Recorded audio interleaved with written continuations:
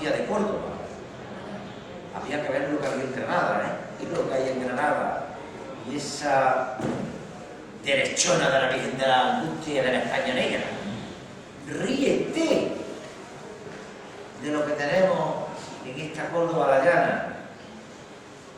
Y como granadino en el exilio he pasado un rato divertidísimo leyendo la novela de La Fuente de las Lágrimas,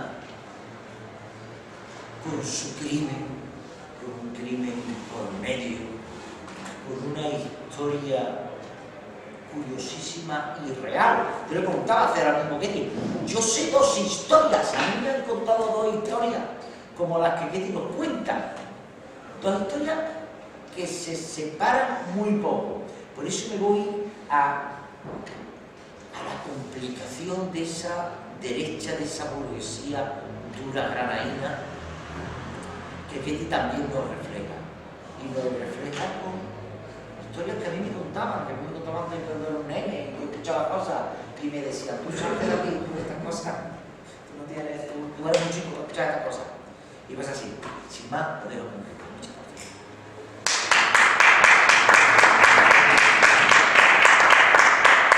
Bueno, buenas noches y muchísimas gracias por estar aquí. Gracias al Círculo Cultural Juan 23 por darme la posibilidad de estar con vosotros. La Fuente de las Lágrimas, esta fuente que aparece en la portada, es un manantial de agua que se encuentra a los pies en la ladera de la Sierra de la Alfaguara. Alfaguara en árabe significa manantial copioso, que da idea de la cantidad de manantiales de agua que hay en aquellos parajes. Esta fuente en Alfacar se conoce como la Fuente Grande, y los árabes que encauzaron sus aguas en el siglo XI para llevarlas hasta la Alhambra y el Albaicín, le llamaron Ainadamar, que significa Fuente de las Lágrimas. Está muy cerca de donde mataron a García Lorca, donde asesinaron a García Lorca y a otras más de 2000 personas que todavía yacen en fosas no exhumadas. Es el paraje en el que yo pasaba los veranos cuando era una niña y que conozco bastante bien.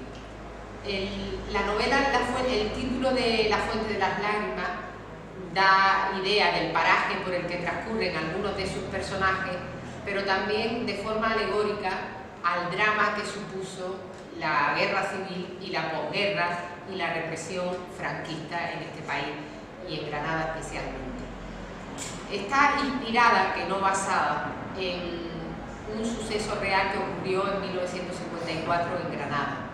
Fue un crimen pasional en el que se ven implicados, por esas paradojas de la vida y del destino, un republicano y un falangista. Partiendo de ese suceso real, yo he tejido una ficción en la que hago que algunos de sus personajes huyan a zona republicana al comienzo de la contienda, al comienzo de la sublevación fascista, para unirse a la República y defender la República. Y los hago atravesar esos montes, los montes de la Alfaguara. Y al hacerlos atravesar esos montes no puedo sustraerme de la figura de Lorca, al que nombro en la novela como el poeta, y su tumba y el misterio sobre su tumba, no podía sustraerme de eso, y también aparece en la novela. La Fuente de las Lágrimas recrea la Granada de los años 30, 40 y 50. Una Granada muy negra, muy pacata, muy represora, muy asfixiante, pero al mismo tiempo una Granada que conserva todavía esos signos de belleza tan impresionantes que a cualquiera dejan con la boca abierta cuando la visita.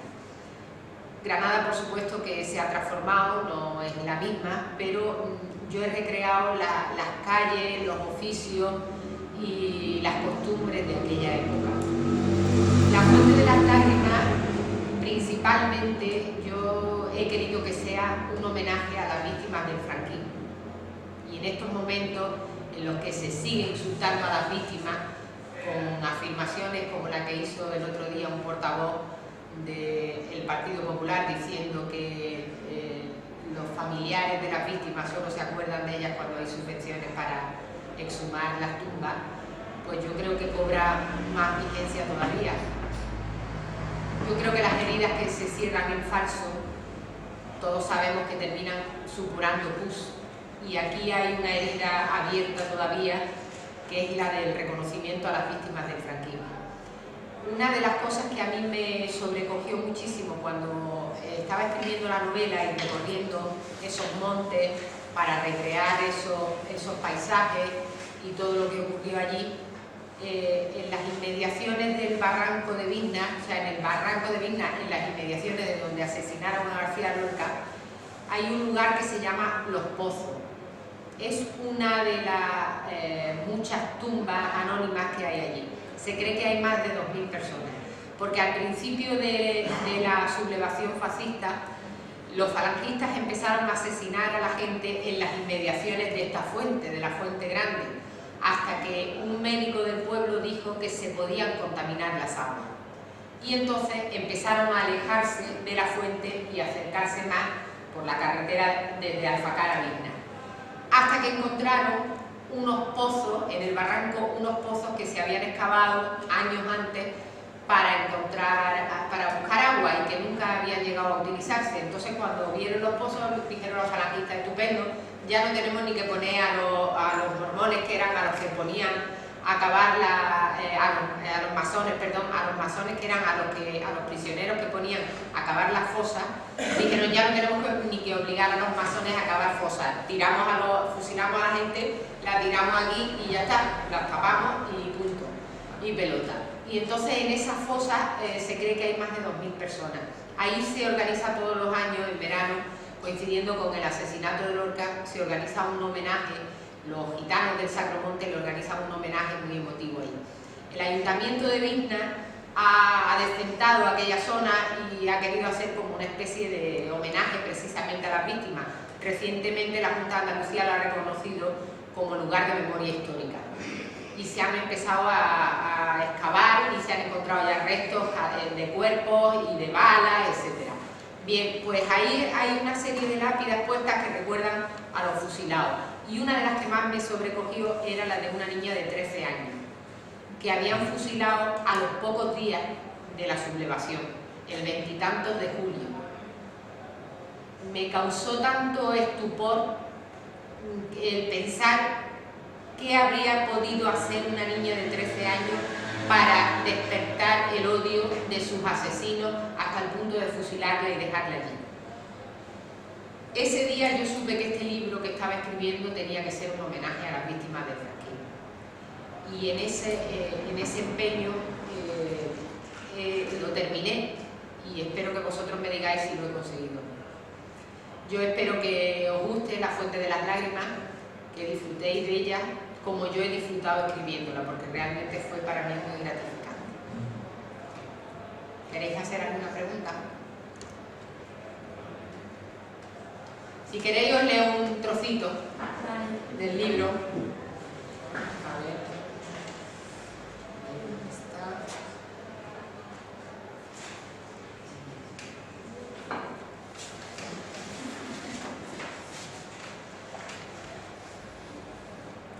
Os voy a leer un pasaje en el que el padre del poeta, junto con otros hombres, algunos personajes de la novela, están intentando rescatar el cuerpo del poeta, que como os digo está inspirado en García Lorca. Don Vicente quiso abarcar con sus ojos aquel paisaje que su hijo había visto con el último aliento de vida, pero pensó que seguramente la oscuridad de una noche de luna nueva, el miedo y los faros del coche de sus asesinos no le habrían permitido distinguir nada. Miró al norte la cima de las montañas de la Alfaguara, en cuya falda se encontraba. El color gris de sus cumbres rocosas, que los árabes llamaron Alfaguara, manantial copioso, en alusión a la abundancia de sus aguas, hacía resaltar su silueta sobre la negrura estrellada del firmamento. Después fue paseando la vista por la silueta del peñón de Vizna, que desde esa posición ocultaba a Sierra Nevada. Por debajo de la acequia, ladera abajo, campos de olivo, y al fondo, hacia el sur, La Vega de Granada, donde intentó ubicar la finca entre las luces de la zona, pero no lo consiguió porque la ocultaba el cerro de San Miguel.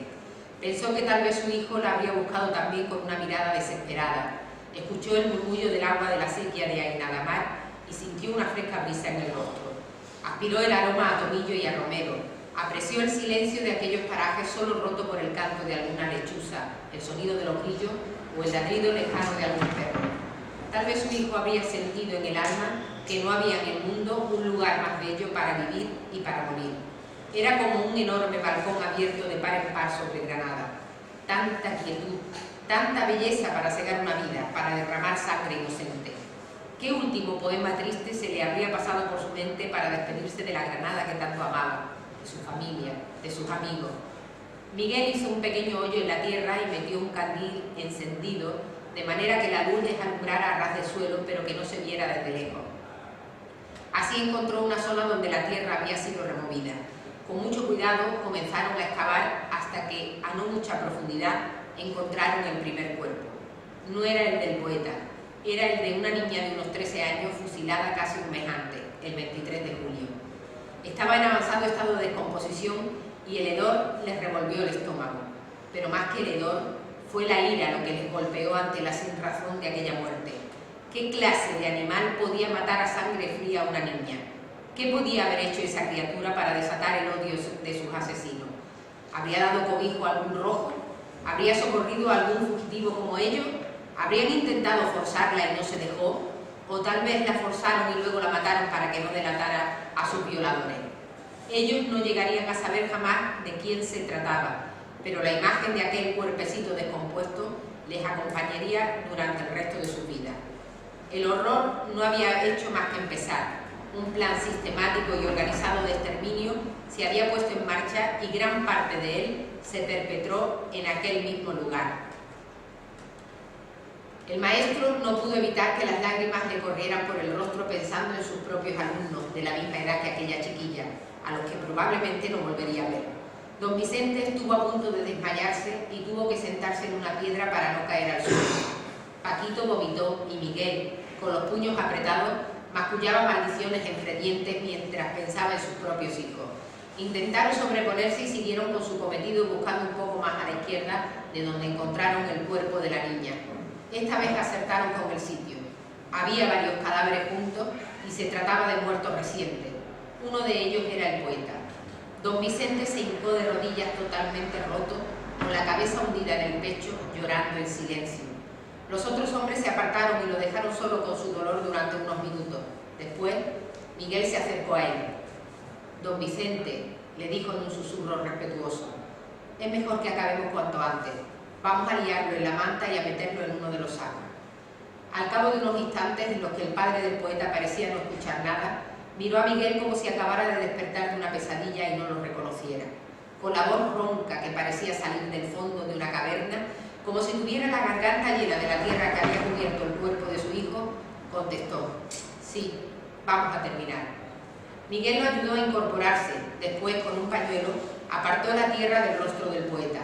Con la ayuda de los otros hombres extendió la manta en el suelo, depositaron sobre ella el cuerpo y lo enrollaron. Lo introdujeron en un saco y lo subieron a la cabina de la camioneta depositándolo en el suelo junto al asiento de don Vicente. Los sacos llenos de papas los tiraron barranco abajo.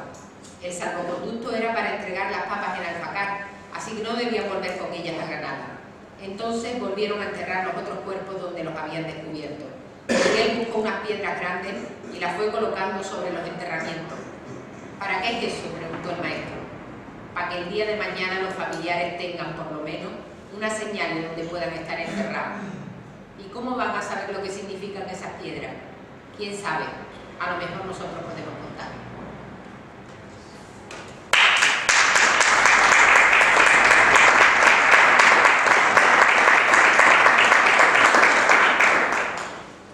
Bueno, pues si no tenéis más preguntas, o alguna pregunta, mejor dicho. No. Yo tengo una pregunta. Sí. Tengo una pregunta y volvemos otra vez a los lugares comunes. Defínenos o danos un par de pinceladas sobre esa burguesía iletrada granadina, clasista, dura cultura. Bueno, no he visto nada más tremendamente clasista que esa burguesía iletrada granadina de la Virgen de las Angustias, de ese señorito y esa España negra y esa Granada negra que todavía la tenemos ahí, tenemos a esos jóvenes cachorros. Bueno, hay un personaje que encarna eso, ¿no? Que yo creo que es el único malo de la novela, ¿no? Porque yo siempre digo que los 4 personajes principales de la novela enfrentan la tragedia de formas muy distintas por sobrevivir definitivamente. Unos de forma heroica, otros de forma más mezquina, pero ninguno de ellos es realmente malo. No. Ahí el verdaderamente malo es el empresario de Granada, falangista, que, bueno, que se da golpes de pecho al mismo tiempo que está casado con una mujer hipercatólica y sin embargo se tira a la criada, la que deja preñada y la obliga a prostituirse en su beneficio. Entonces ese sí encarna el realmente malo de la película, ¿no? En este caso de la novela. Es el único personaje y yo creo que sí que encarna muy bien esa burguesía hipócrita, cínica, que fue la misma en definitiva que acabó con la vida de Federico. Totalmente, es una fotografía bien enfocada de lo que es, de lo que yo he visto, de lo que a mí me han contado, de esa burguesía tan complejamente carga, tan y además en este caso del personaje del empresario Salas, sí. Calas, el empresario Calas, es realmente burguesa es la mujer. Él se pega el braguetazo con la mujer que era la que tenía las tierras y la que era realmente rica, y luego él pues se hace rico en la época en la época de la posguerra de Granada. Se hace rico porque era un comerciante y como está pegado a la falange, pues entonces vive por encima de nuestras posibilidades. De la suya. ¿Qué piensa usted de esa historia? Es una historia un poco fabulosa, ¿no? De que Lorca sobrevivió a la guerra civil y vive anónimamente en un pueblo perdido de Andalucía. Bueno, a mí me Hay parece... una obra de teatro, sí. tiene un poeta, pero no recuerda el autor. Bueno, yo creo que con Lorca era muy famoso ya incluso en aquella época. Yo difícilmente creo que pudiera pasar desapercibido durante tanto tiempo. Yo creo que lo mataron. Ahora, que esté en el barranco de Vigna es lo que ya no tengo tan claro. Yo no tengo ningún dato ni ninguna prueba. Hay muchas versiones sobre este asunto y otra gente mucho más documentada que yo ha escrito antes que yo sobre este tema. Yo he escrito una ficción basándome en una de las múltiples versiones que hay sobre la tumba de Lorca, pero al fin y al cabo es ficción lo que yo he escrito aquí, no es un hecho real. Pero personalmente, si me preguntas a mí personalmente, yo pienso que a Lorca efectivamente lo mataron, en el barranco de Vigna, pero que no está allí.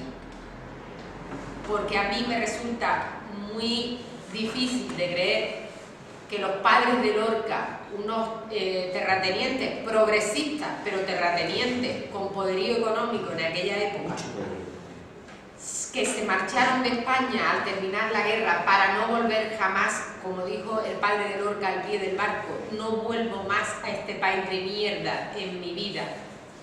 Me resulta muy extraño que se fueran de España para no volver, dejando en una cuneta el cadáver de su hijo.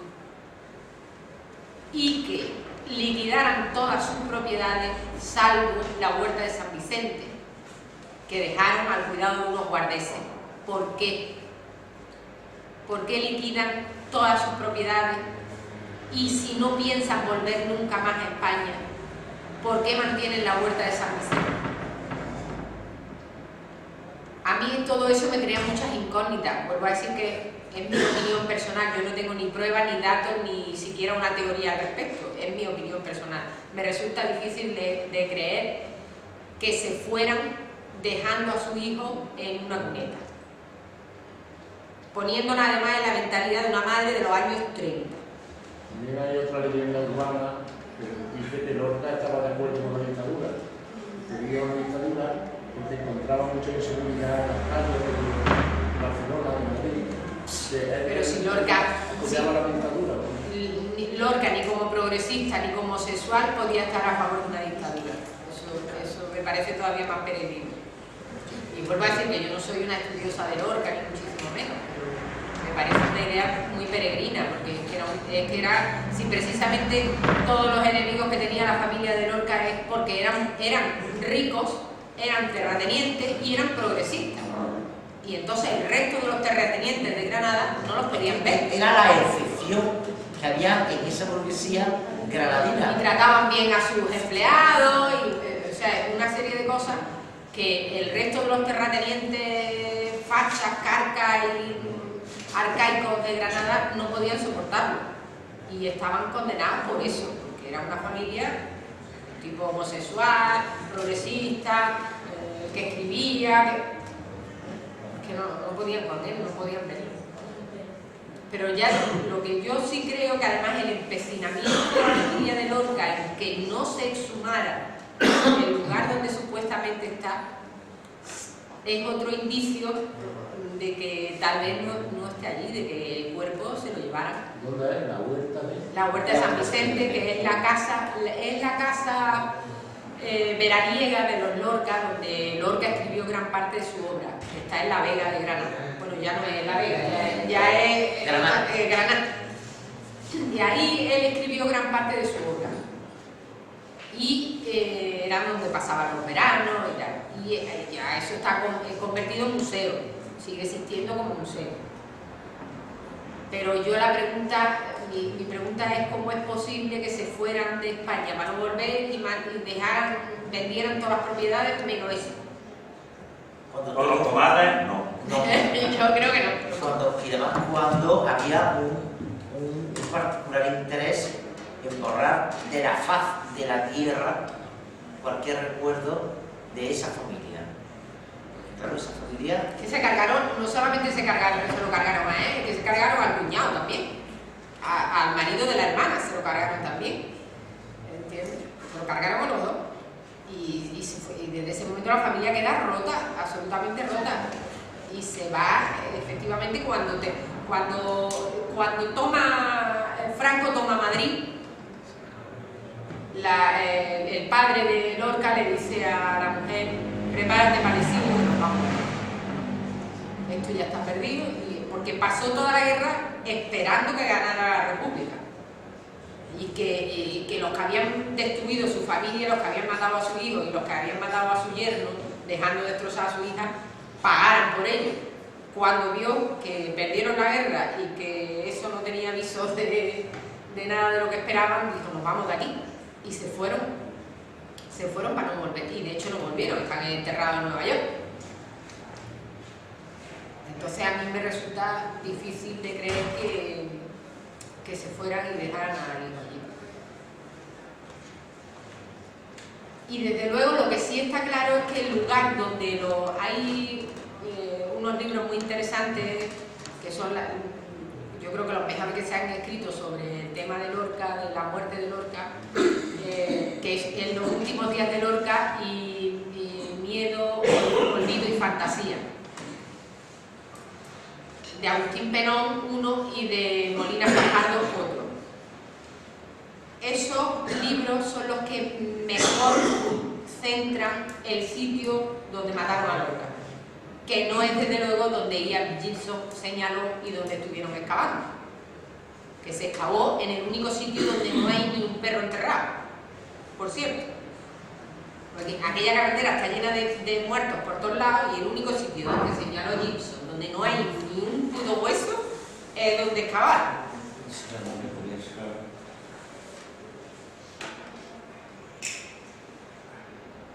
Ya.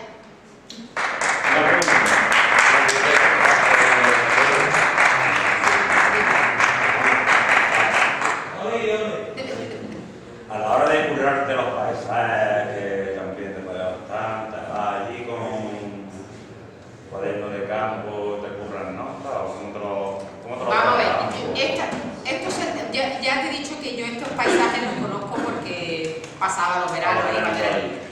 Pero para escribir la novela, mi marido y yo estuvimos 2 meses viviendo allí y recorriendo esos senderos con mapas, conté con la inestimable ayuda de un historiador, de Francisco Arroyo, González Arroyo, que lo nombro aquí porque esta novela es más suya que mía, porque yo me iba allí con un plan, con un mapa y decía, a ver, a este lo quiero mandar para allá, por dónde este por aquí, por allí, ¿sabes? Y me iba haciendo el trazado y vamos recorriéndolo para ver cómo eran los cortijos que nombro, que ya están en ruinas, por cierto, pero bueno, los sitios donde están esos cortijos, todo eso lo hemos recorrido.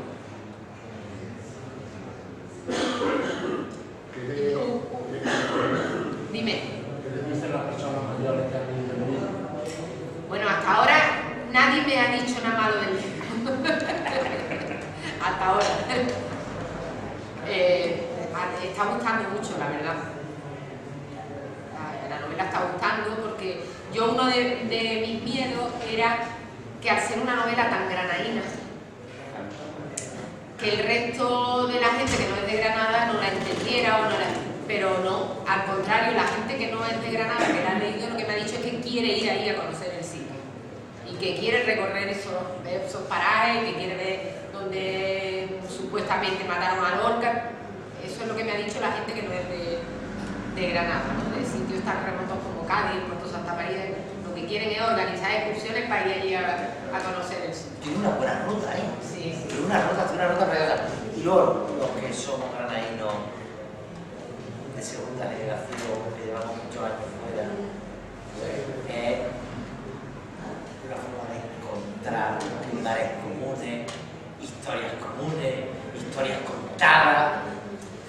Yo no me voy a declarar entusiasta, pero indudablemente yo he estado y a mí me han contado estas historias y me han contado... Otra cosa que yo quizás por periodista, ¿no? Por periodista yo cuando escribo procuro siempre que esté bien documentado todo, que no... Porque como lectora, cuando yo leo un libro y veo algo que no es creíble, digo, ¿qué dice este? Así no se hablaba, o eso no se comía en aquella época, cosas de esas, ¿no? Entonces, tanto mi esposo como yo, que me ayudó mucho en la elaboración del libro, nos hemos pasado horas y horas y horas en la hemeroteca, en el diario ideal de la época, o sea, las tiendas, los cines, la comida, los precios, todo eso lo hemos sacado, es real, vamos, que está ahí, lo que valía el cine que había en las películas que ponían, todo eso está documentado. Porque me preocupé de que fuera así, porque al fin y al cabo yo estaba escribiendo de una época que conocí. Entonces, no quería meter la pata, ni el trazado de las calles de aquella época, qué era lo que había, qué era lo que no había, por dónde pasaba el tranvía, cosas de ese tipo. Eso sí, me lo he currado.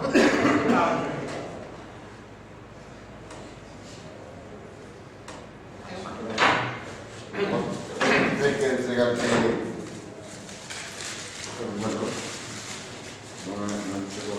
Ay, muchas gracias. Muchas gracias.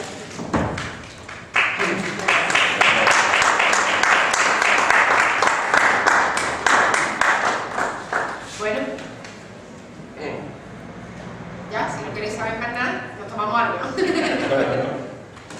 Bueno, el que quiera comprar el libro, ahí lo tiene también.